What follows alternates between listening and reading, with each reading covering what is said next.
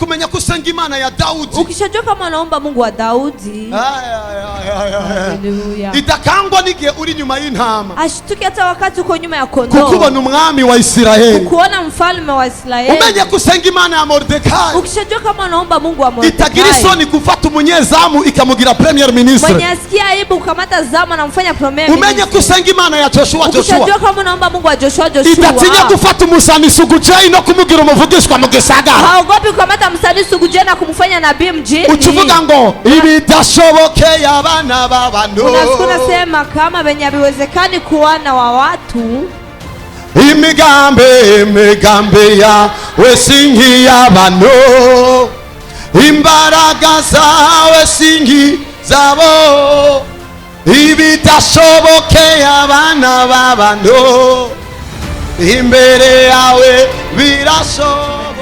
Ugurura Zaburi 8. Fungua Zaburi 8. Oh ya baba shete bayakazo. Umva, ibi nivyo bidutekanisha, ibi ndio binatuma sasa tunakuwa na mahoro wa amani. Mwebwe muhura n'intambara, twe duhura n'intambara nyinshi. Nyie mnakutana na vita, sisi tunakutana na vita nyingi. Mwe muhura n'ibibagwanya, twe tugwanywa na vyinshi. Nyie mnakutana na vya kuwapiganisha, sisi tunapiganishwa na vingi. Ariko ubumenyi dufise ku Mana yacu nibwo butuma dusuzugura intambara zose twakora. Lakini ujuzi wetu kwa Mungu wetu ndio unatuma tunadharau hizo vita. Gukorera mu bumenyi mfise ku Mana yanje kugira ngo sambure ibintu byose byaguhagurutse mu zina ryayo. Nataka nitumikie mu ujuzi wenye niko nao kwa Mungu wangu ili nisambue vitu vyote nimekushimamia. Umbiliza rero nga. Sikiliza sasa. Ninaongea kurangiriza. Nataka nimalizie hapo. Umuntu niki aho mwibuka? Mtu ni nini pale unamkumbuka? Cyangwa umwana w'umuntu aho mugendera, wala binadamu pale penye unamtembelea. Natangiye kuvuga ko Imana igendera abantu. Ninaanza kusema kama Mungu anatembelea watu. Umurongo wa 5. Sikia sasa mstari wa 5. Hasigaye gato. Eti palikuwa panabaki kadogo. Vuga ngo gato. Sema kadogo. Umva rero ngo hari hasigaye gato ukamunganya n'Imana. Palikuwa panabaki kadogo umulinganishe na Mungu. Bakubwiye ko ungana n'akayabu uca witega guca ku madirisha y'abantu. Bakikwambia kama uko sawa na pusi, ufuna tegemea kupita ku madirisha ya watu. Bakubwiye ngo habuze gato ungane n'intare. Bakikwambia palikosa kadogo uwe sawa na simba. Uca wibaza kuri tigre. Utavuga nadhani kama uko tigre.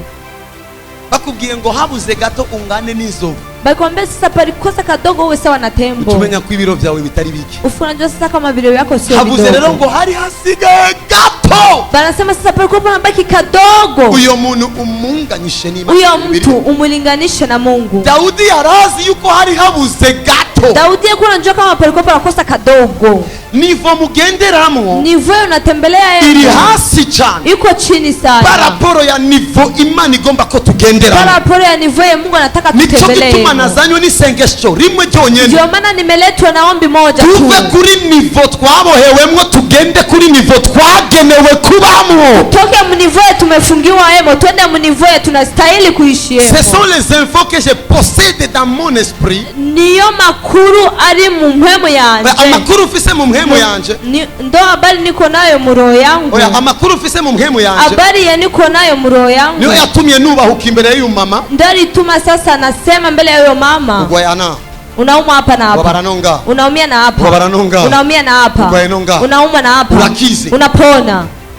Uyu muhungu nibiro afise bitogigiriza n'umunzani. Uyu kijana na biro benye yuko nabyo abezi katikisha muzani. Nikimeje yuko uyu muntu aje yakwaye ko atashakiza. Niki kinamkubalisha kama uyu mtu alikuja na umwa anaenda anapona. Naramenye ubukuru bw'Imana. Nishajua ukubwa wa Mungu natembea naye. Niko natanga mabanga yanje yose upate niko mbayeho. Niko natoa siri zangu zote ndio naishi. Niwamenye ubukuru bw'Imana. Ukishajua sasa ukubwa wa Mungu. Nisokangwa n'ubukuru bw'ibibazo. Hautashituka na ukubwa wa matatizo. Daudi ngo habuze gato. Daudi eti palikosa kadogo. Ngumunganishe nao. Eti umulinganishe na wewe. Daudi yaramaze kubona inganci y'Imana. Daudi alikuwa shaona kutawala kwa Mungu. Abona ko Imana yica uwigomba igakiza uwigomba. Anaona kama Mungu anaua mwenye anataka, anaponya mwenye anataka. Daudi abona ko nawe nyene yica uwagomba agakiza uwagomba. Daudi akaona na yeye anaua mwenye anataka, anaponya mwenye anataka. Nico gituma jewe ndekurira umurozi ngomba nkakura uwo ngomba. Ndio maana mimi naachia mchawi mwenye nataka, natoa mwenye nataka. uzobaze abo tujana mu bikorano. Muulizage wenye tunaenda pamoja na Nagaze mkutano. kugikorane ngavuga mu izina rya Yesu. Nikishimama madhabahu nasema kwa jina la Yesu. Umurozi yibesha karoga kino gikorane. Mchawi atajidanganya kuroga huyu mkutano. Aravuyeyo. Anatoka. Arabizi bikurikira bose. Wanajua ya kufuata bose. Muzogende mubaze mwaro turi hari. Muendage muulize mwaro tuko. Muri gikorane ku munsi wa mbere. Nafanya mkutano siku ya kwanza. Umunsi wa kabiri baraduhagurukira. Siku ya pili wakatushimamia. Nababwira mwabarozi mukizwe. Nikambe nyi wachawi mwokoke. Mudakijijwe. Kama mwokoke. Muza gucika impumyi. Mutageuka vipofu. Mwase gukizwa. Mukataza kuokoka. Muca mupfa. Tafuka mnakufa. Kavariye indwi imwe tuvuyeho.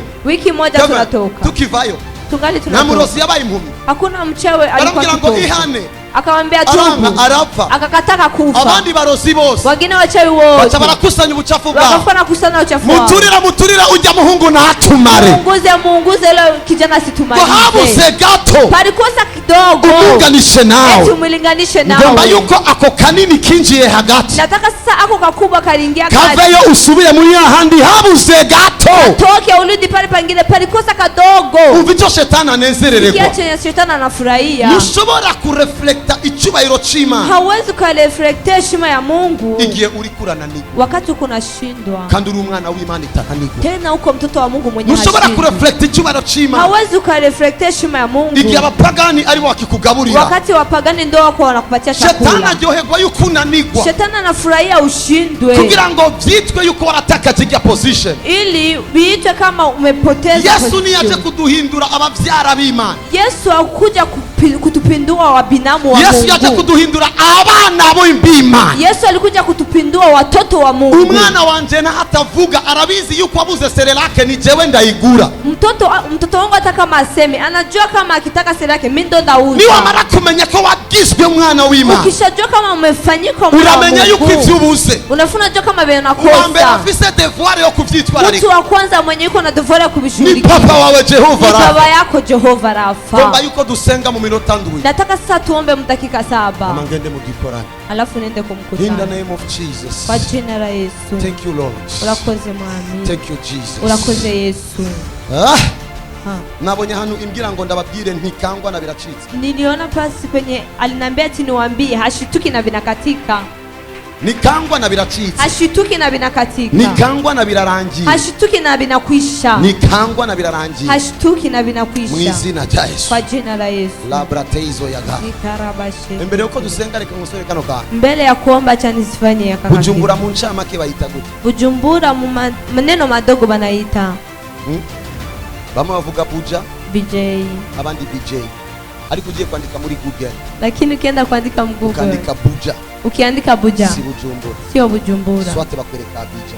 Sote wanakuonesha Ayo n'amazina yo mu marigara. hayo ni maneno ya Siryo marigara, zina ry'igihugu. sio ndo neno la Ibaze nchi. uvuye ruguru.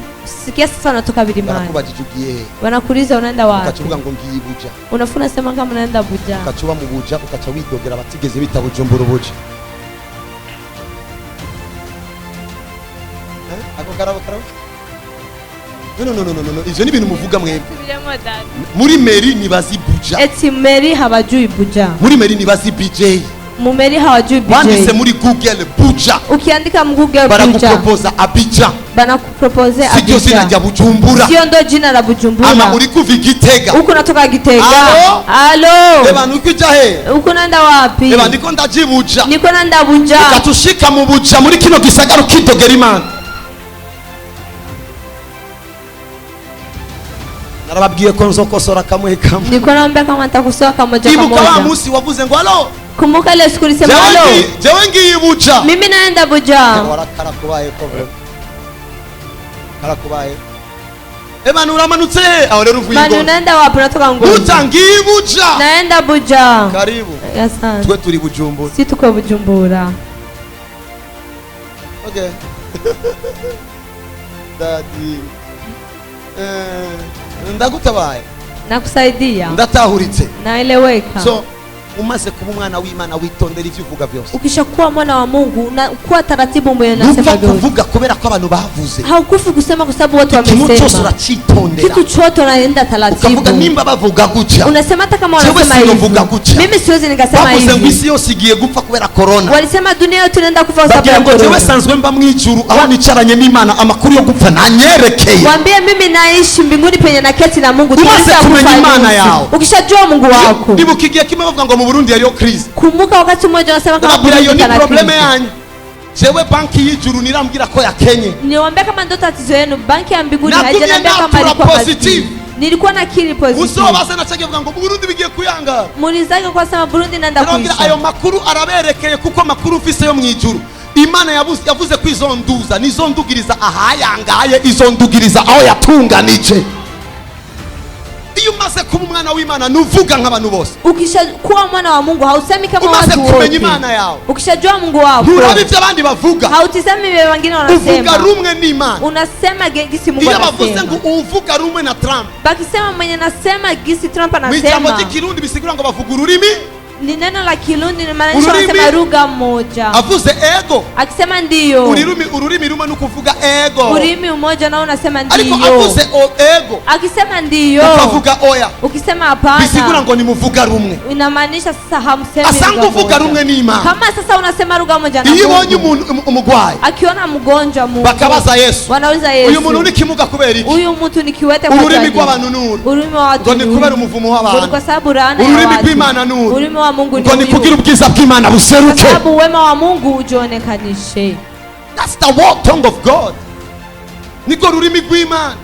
Ndo ururimi wa Mungu. Iyo mbonye umumaraya Wakati naona ncavuga ngo kahaba. ndabonye umuvuga butumwa w'akazoza. Nafikiri sana naona mhubiri wa siku Ururimi rw'abantu zijazo. bitega kubona umugwayi wa sida w'akazoza. Watu wanafika wanategemea kuona muumwaji wa sida wa Kuko siku za ababonye kuza. Sugu J Kwa sababu wenye waliona Sugu J babona umusani w'umunywarumogi muri kazoza. walikuwa naona msanii mvuta Ariko bangi igihe msiku abarundi zijayo. babona Sugu J, Lakini watu wa Mungu waliona Sugu igihe J. abarundi babona Sugu J, Lakini wakati Warundi waliona Sugu J. Imana yabona umuvugishwa azoguhagarara imbere akakuvugishwako.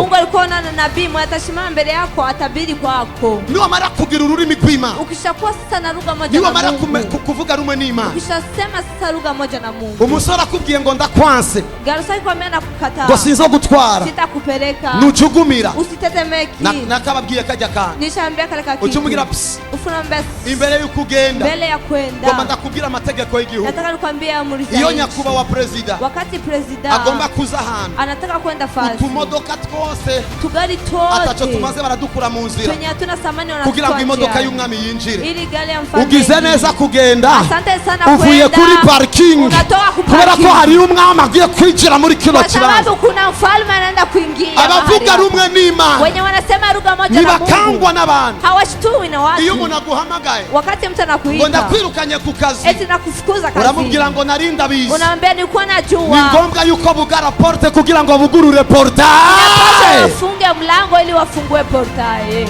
Ukandiko abana b'Imana tuvuga Hivyo ndo kisiona